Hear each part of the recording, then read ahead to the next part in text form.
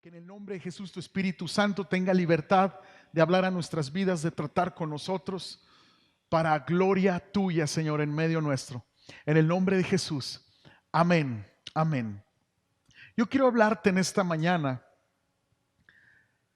de formar nuestro carácter a través de la adversidad. Esto es algo que Dios quiere hacer en nuestras vidas, forjar nuestro carácter a través de la adversidad. Y Dios va a utilizar, déjame decirte, la adversidad en la vida de sus hijos. Y esto es una realidad que Dios va a utilizar. Las pruebas, las situaciones difíciles.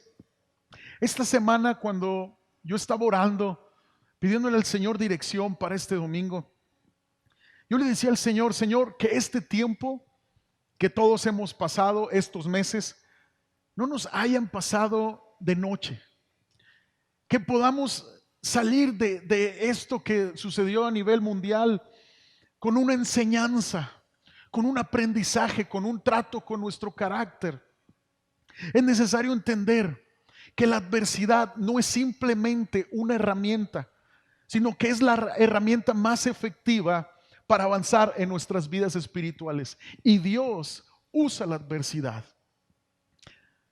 Las circunstancias, eventos y problemas que a menudo vemos como retrocesos, muchas veces nosotros vemos así las luchas, son cosas que nos colocan en periodos de un intenso crecimiento espiritual. Y vamos a estudiar Romanos 8:28. Acompáñame, por favor. Y vemos aquí en Romanos 8:28 que dice el Señor a través del apóstol Pablo: y sabemos que los que aman a Dios, todas las cosas les ayudan a bien. Digan conmigo, a bien. Esto es, a los que conforme a sus propósitos han sido llamados. Entonces fue dentro de este contexto que el apóstol Pablo pudo decir, inspirado por Dios, esta gran promesa de Dios.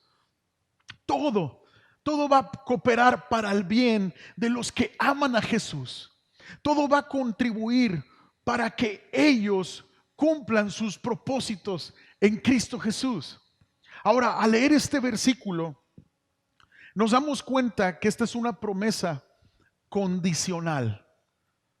No es una promesa que se cumple incondicionalmente, no, es condicional.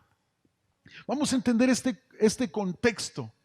¿Por qué? Porque este verso lo pronunciamos mucho, lo oramos mucho, pero debemos entender el contexto.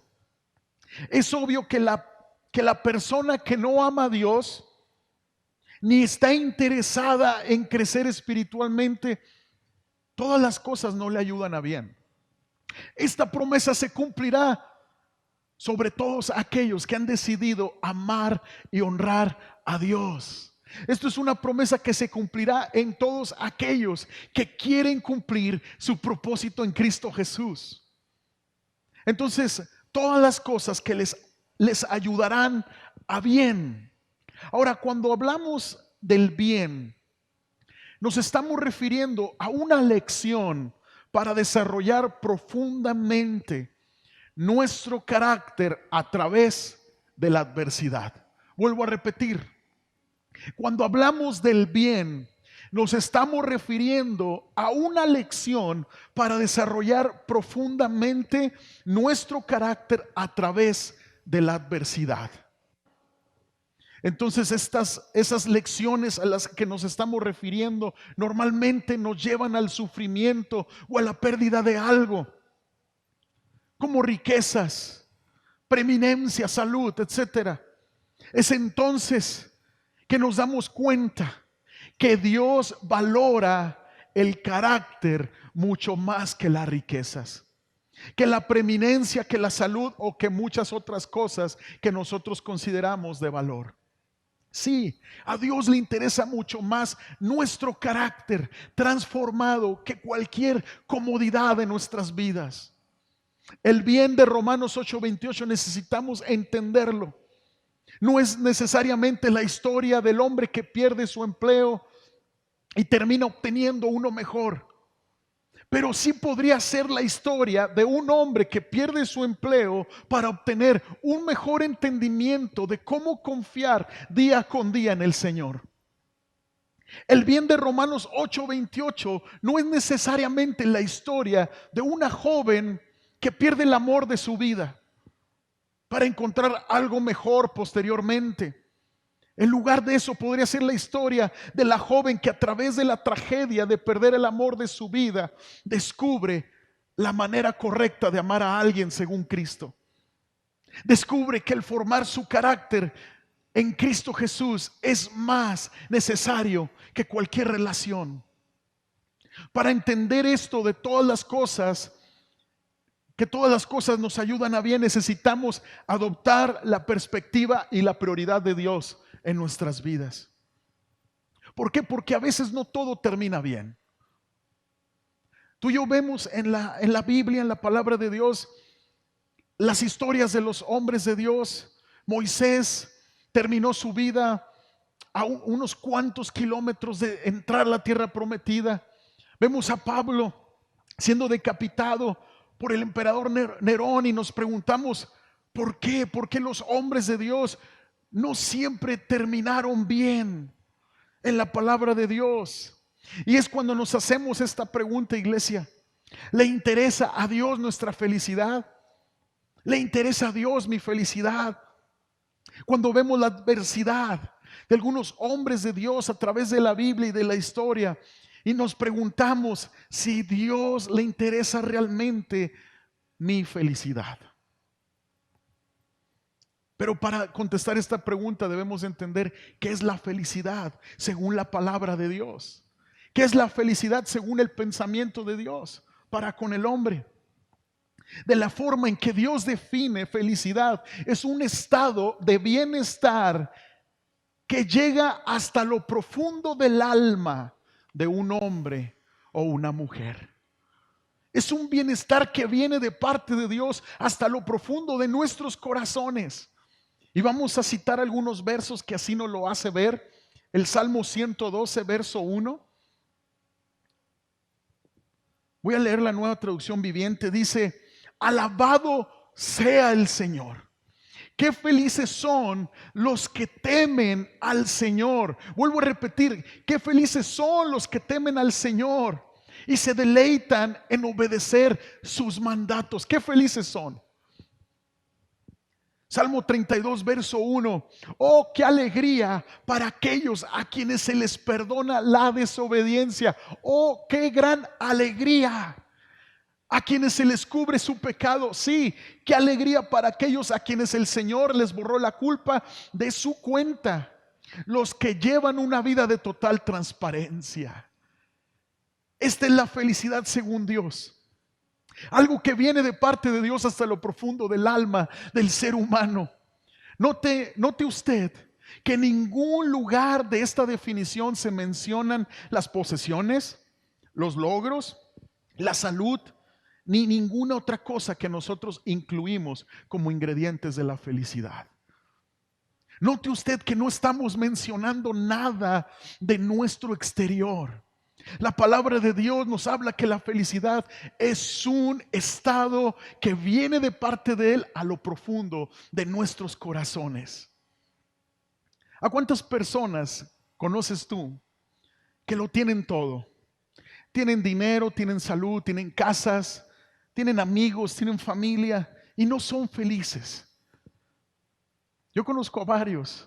De hecho, hay personas que nosotros conocemos que lo tienen todo, mas sin embargo son las personas más infelices del mundo.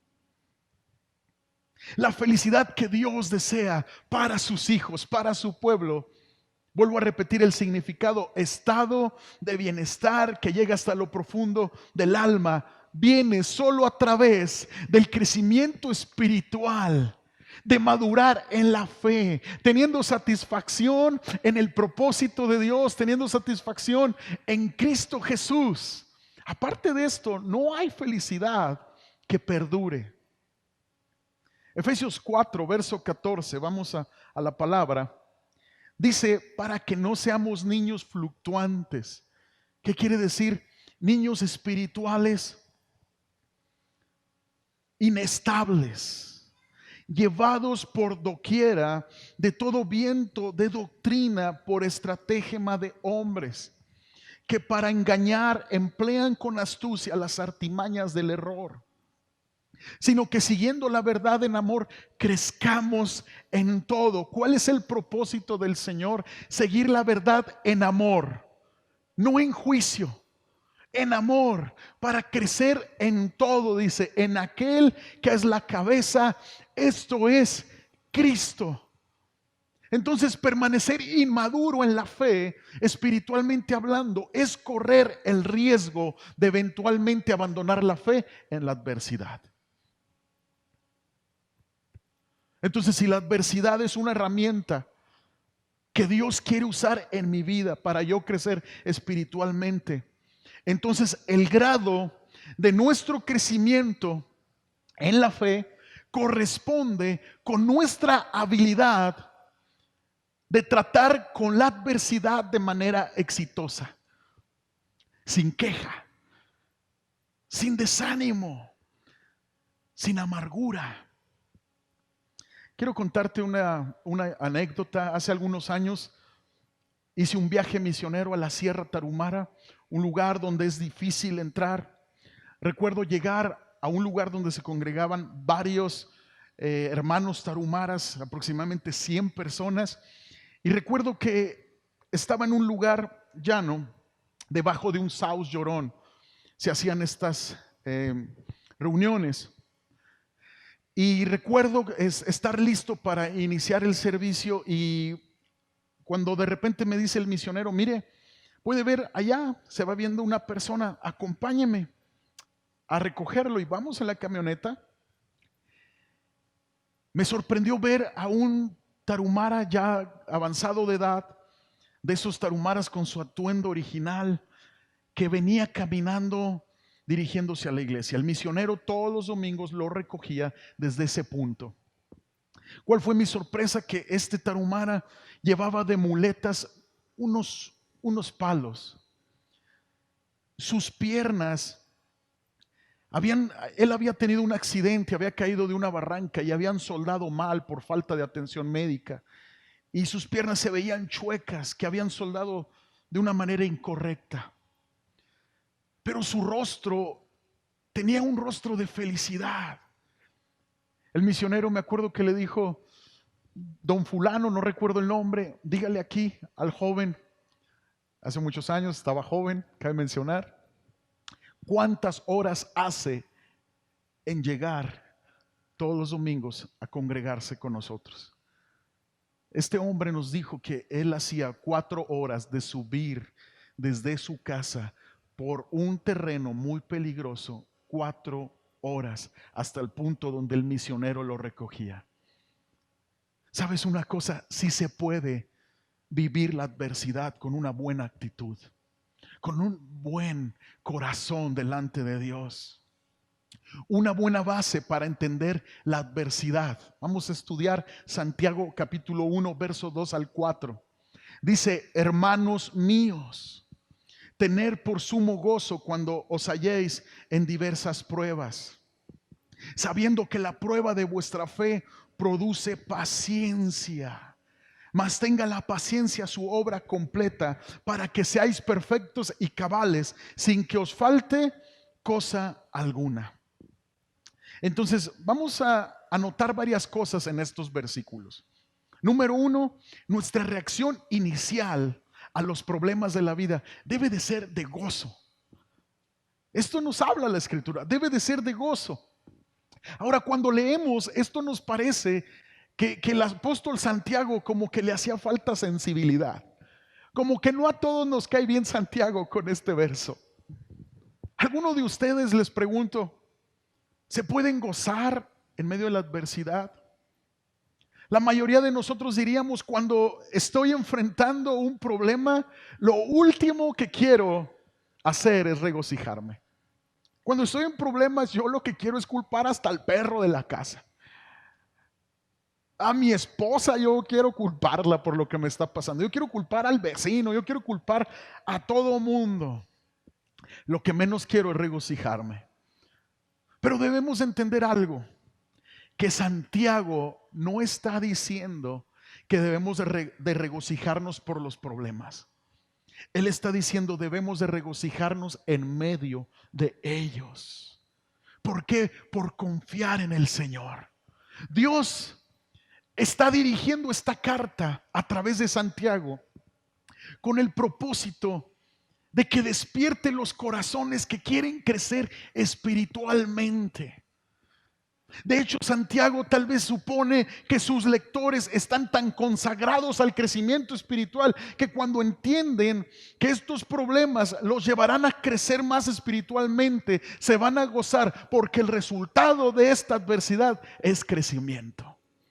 Es crecimiento. Entonces la prueba de nuestra fe produce perseverancia también. Y la perseverancia es un factor de madurez. Perseverar. La persona que aprende paciencia y perseverancia está formando su carácter. Hebreos 10:39 dice: pero nosotros no somos de los que retroceden para perdición, sino de los que tienen fe para preservación del alma. Esto es el propósito de Dios para su iglesia. Que seamos de los que perseveran para salvación de sus almas. Esto es el propósito de Cristo para sus seguidores. No que retrocedan para perdición, sino que perseveren para salvación. Es lo que Cristo desea. Eso es lo que tú y yo somos destinados a ser. Gente perseverante, no gente que se cae y vuelve en desánimo.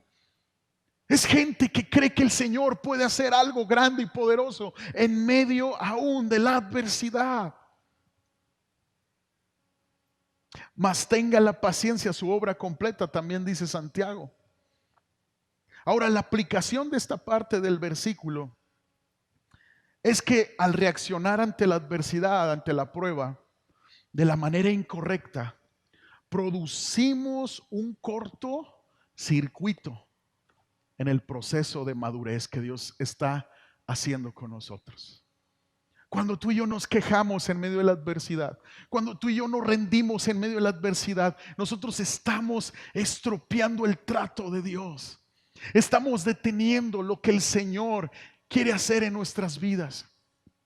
El pueblo de Israel, cuando salió de Egipto, estaba destinado de que en 11 días llegara a la tierra prometida, pero su queja, su murmuración, su desánimo, su amargura, el querer estar atado a su pasado, ocasionó que pasaran 40 años en el desierto hasta que llegara a su tierra prometida. Muchas veces la adversidad dura dependiendo de la actitud que tengamos ante ella. Al tener mala actitud en la adversidad, nos estamos robando a nosotros mismos de la obra que Dios desea hacer en nuestras vidas. Hay muchas personas que en la actualidad están enojadas con Dios a causa de la adversidad que les ha llegado. Como el joven que se niega a poner un pie en la iglesia porque él oró, le pidió a Dios y no le dieron ese puesto de trabajo que él buscaba.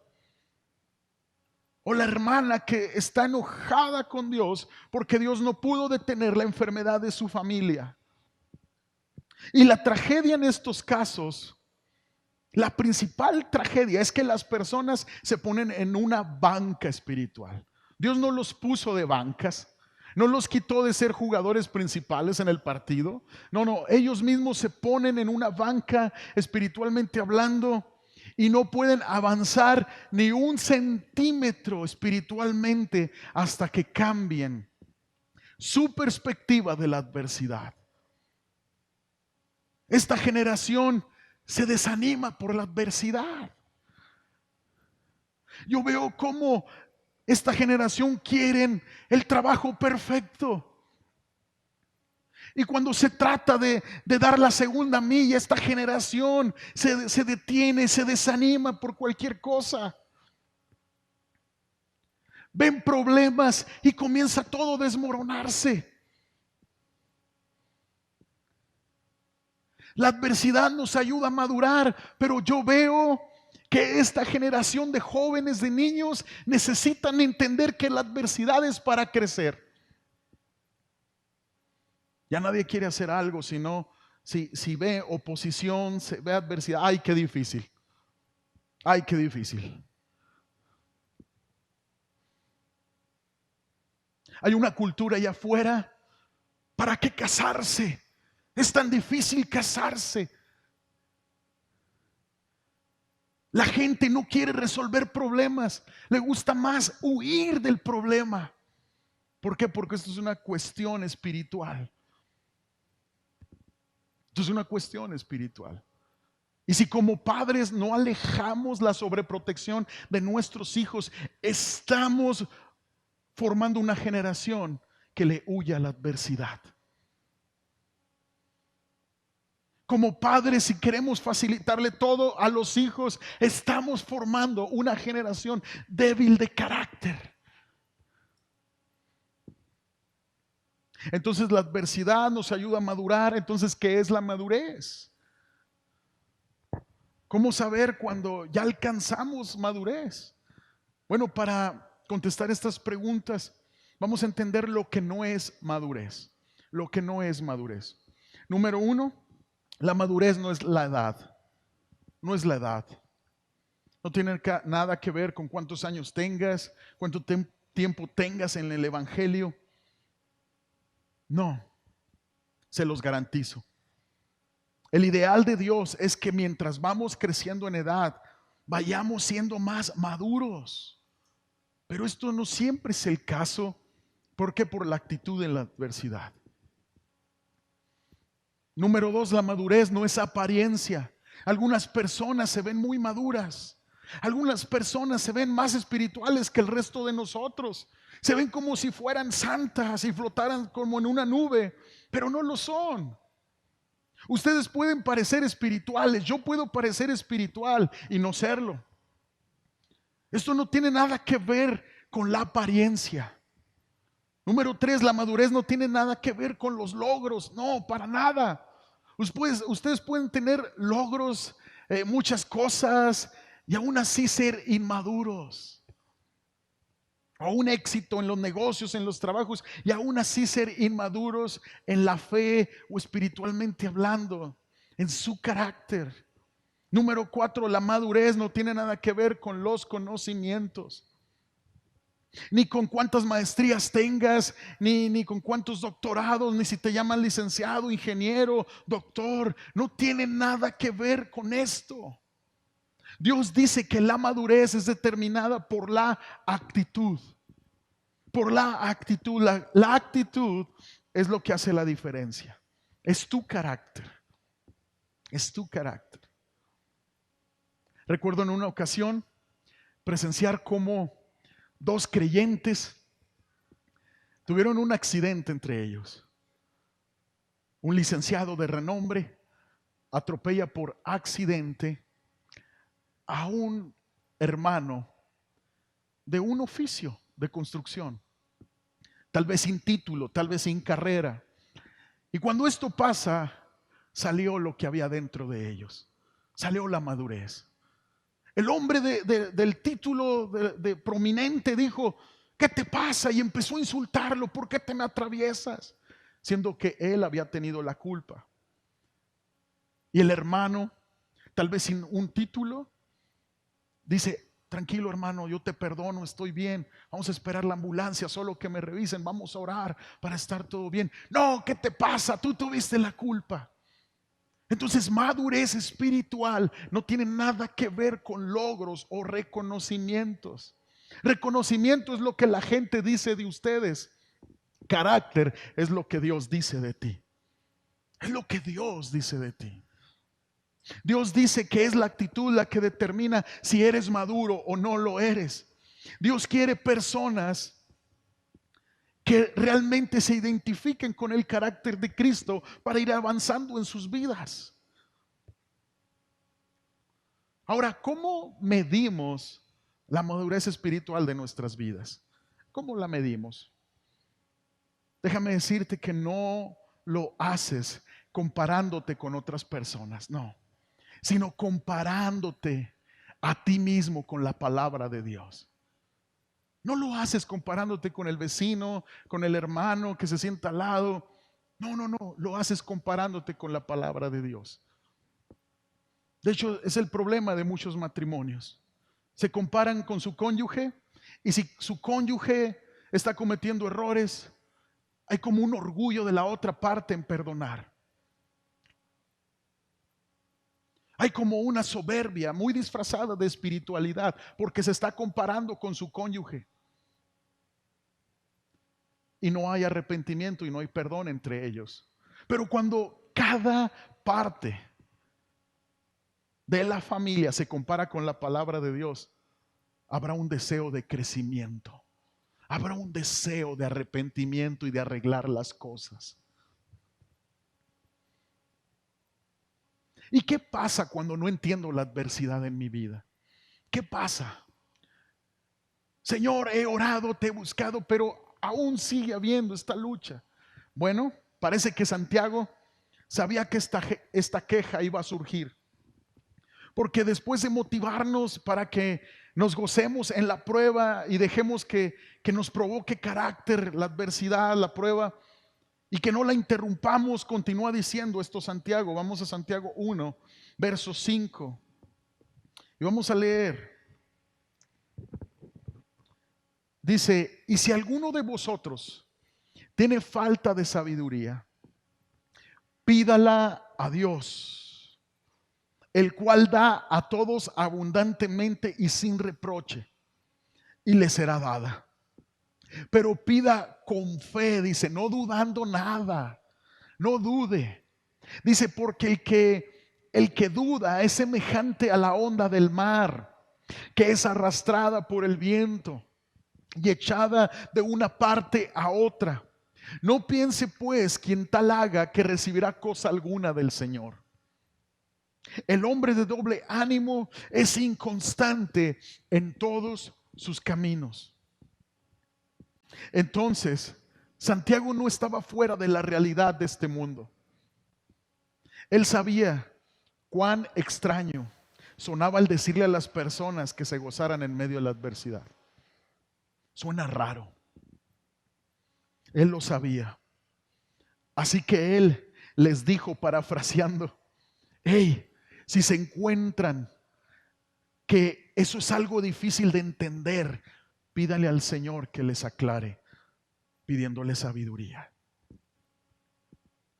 En pocas palabras, Señor, ya no voy a orar. ¿Por qué? ¿Por qué me pasa esto? ¿Y por qué a mí? Voy a orar. ¿Para qué, Señor? ¿Qué quieres tratar en mi vida? ¿Por qué? Porque la sabiduría es la habilidad de ver las cosas desde la perspectiva de Dios. Necesitamos sabiduría para no andar como las olas del mar de aquí para allá. Inestables en nuestros compromisos con Dios, inestables en nuestro compromiso con la iglesia, inestables con nuestro compromiso con nuestras relaciones principales. La falta de sabiduría nos hace inestables. Y los inestables delante de Dios no pueden recibir nada de parte de Él. Porque la adversidad define si eres comprometido con Dios o no. Pero cuando la adversidad no te define, tu vida es para Cristo, estás metido en los propósitos de Dios, pase lo que pase, escucha bien, entonces sí puedes recibir de parte de Dios. Lo que mejor puedes hacer en medio de la adversidad es mantenerte en Cristo Jesús. Lo que más puedes hacer en medio de cualquier situación es renunciar a tu desánimo y meterte con Dios. Necesitamos sabiduría. Necesitamos entendimiento. Y Proverbios 3:13 quiero mencionarlo. Y vamos a leer hasta el verso 16.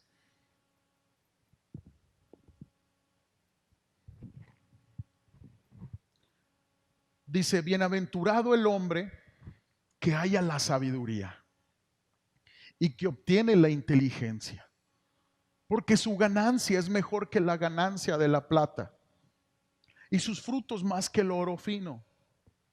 Más preciosa es que las piedras preciosas. Y todo lo que puedes desear no se puede comparar a ella. Largura de días está en su mano derecha, en su izquierda riquezas y honra. Quiero hacer un énfasis en el verso 16. Dice largura de días. ¿Por qué la persona con sabiduría tiene largura de días? ¿Por qué? ¿Por qué la persona que tiene inteligencia tiene una larga vida? ¿Por qué? Porque una persona sabia está enfocada en el futuro. Porque una persona sabia ve hacia el futuro y se guarda de la amargura del pasado, y se guarda del estrés de la adversidad, y se guarda de desperdiciar sus mejores años en una actitud de queja y de derrota. Una persona sabia ve hacia el futuro. La perspectiva completa en este caso es el deseo final de Dios para sus hijos. ¿Cuál es? La madurez espiritual. La madurez espiritual. En la economía de Dios, la adversidad es un bajo costo que hay que pagar por los beneficios del crecimiento espiritual. Realmente, si tú te pones a pensar, es un bajo costo. Si tú mantienes una buena actitud en la adversidad, eso es pagar un bajo costo comparado al gran beneficio.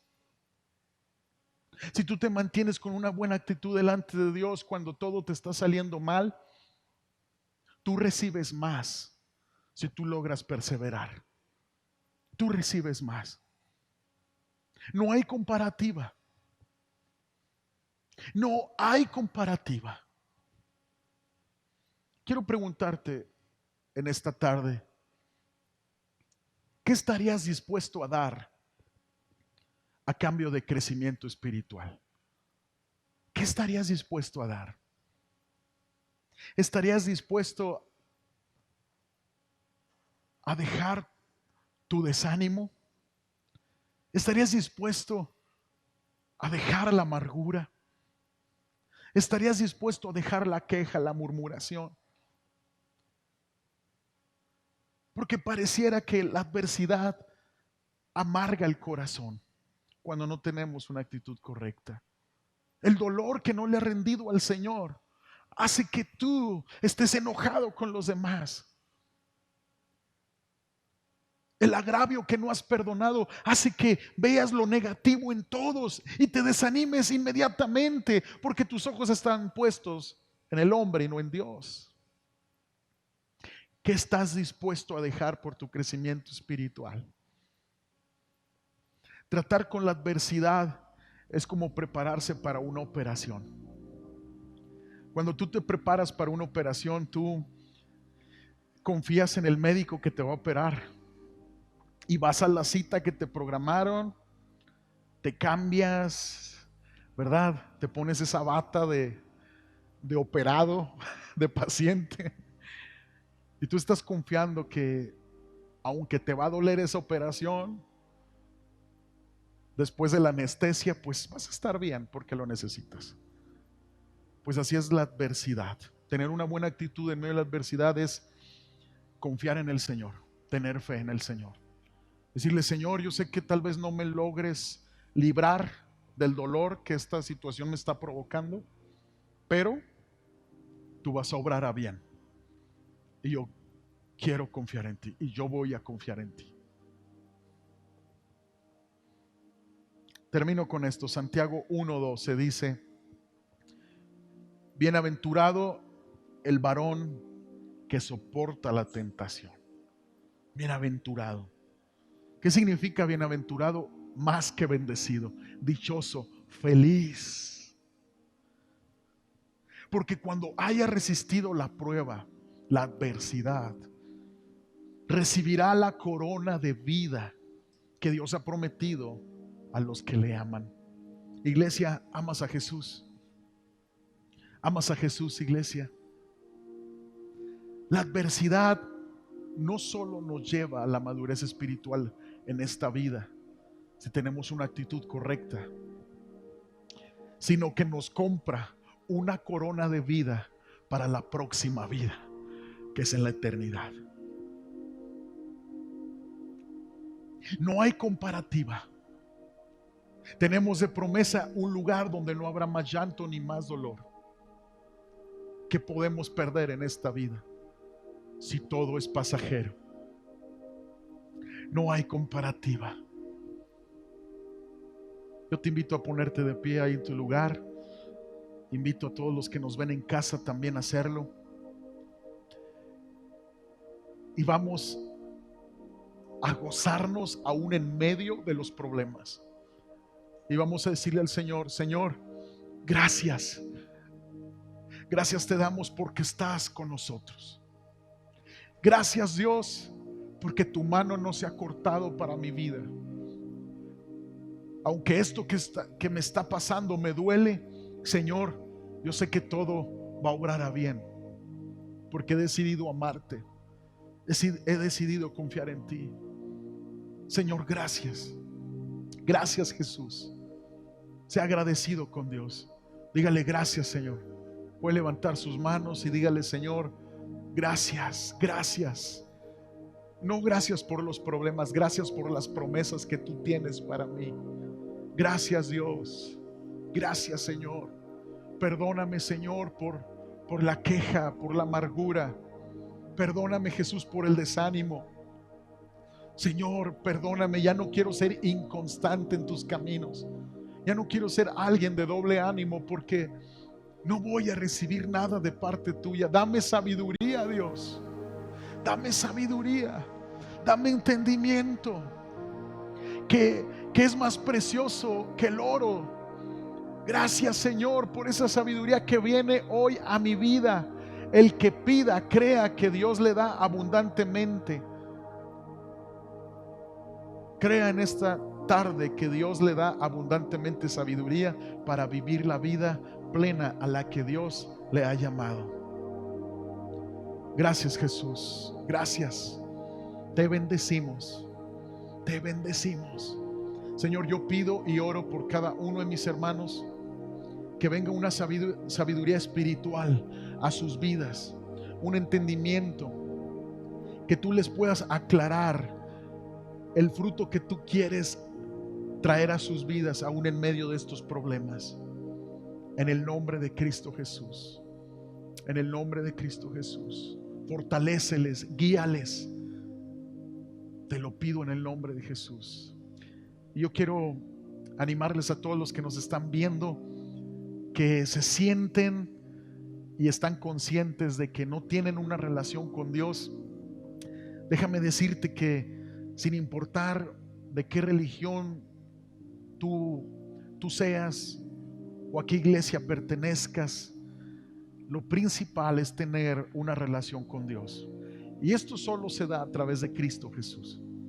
La Biblia dice que todos hemos pecado y por lo tanto estamos destituidos de la gloria de Dios. Pero es a través de Cristo que recibimos perdón de nuestros pecados y podemos entrar a una relación personal con Dios. Yo te invito, si este es tu caso, a repetir esta oración con fe, pero con todo tu corazón. Decirle al Señor: Señor, perdona mis pecados. Hoy creo que Jesucristo murió en la cruz y resucitó al tercer día porque me amó. Señor, te recibo en mi corazón y confieso que tú eres el Señor de mi alma.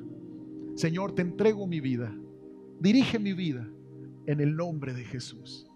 Me arrepiento y decido seguirte y servirte en el nombre de Jesús. Amén. Amén. Recibe, mi hermano, por fe el perdón de tus pecados. Sigue a Jesús con todo tu corazón. Esta es tu casa, Iglesia Renueva. Tú nos puedes visitar en cualquiera de los horarios. Y te damos un aplauso a todos los que estamos aquí, porque sabemos que hay fiesta en el cielo cuando un pecador se arrepiente. Vamos a orar y estaremos despedidos. Señor, gracias por este momento donde tu palabra es traída a nuestras vidas. Gracias por permitirnos volver a congregarnos, Señor, buscar dirección juntos. Pedimos de tu gracia, de tu ayuda, de tu bendición para esta semana y tu protección. En el nombre de Jesús, amén. Amén. Dios les bendiga. Estamos despedidos.